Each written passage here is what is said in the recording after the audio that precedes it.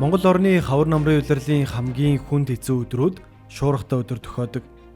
Нутаг дэвсгэрийн 81% нь цөлжилтөнд нэрвэгдсэн тул газар тариалан мал аж ахуй эрхлэх бүр цаашлаад оршин суугад өртөл хүндхэн болжээ. Шорон шуурга бол зөвхөн Монголын асуудал биш.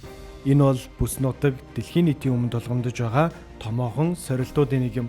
Хил хязгаарыг үл харгалзан үргэлжлэх энэхүү шорон шуурга эрүүл мэнд, хүнсний аюулгүй байдал, эдийн засгийн тогтвортой байдал хүртэл занал хийлэх болжээ. Дэлхийд дахин жил бүр 2 тэрбум орчим тонн шороо тоос агаар тэгдэж байна. Үүний 80 орчим хувь нь Хойд Африк болон ойрхон орндын зөлөөс үүдэлтэй.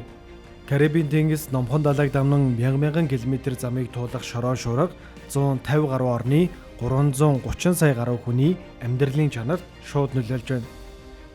Нэгдсэн үндэсний байгууллагын 2014 оны үнэлгээгээр цөлийн тоосны нөлөөгөөр жилд 400 мянга орчим хүн нас ордог гэдэг тооцоолол гарчээ.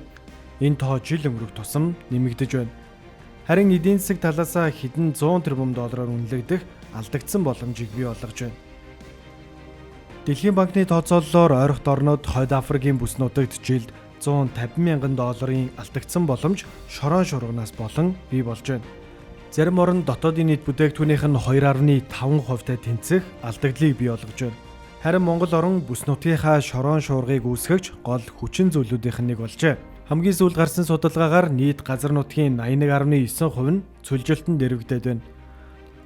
Цөлжилтөөс үүдэн бий болсон сул шороо салхиар дамжин хийсч бүс нутгийн газрын дороотлын гол шалтгаануудын нэг болж байгаа юм. Хятад, Солонгос, Японы газар нутагт хүртэл нөлөөлж байна.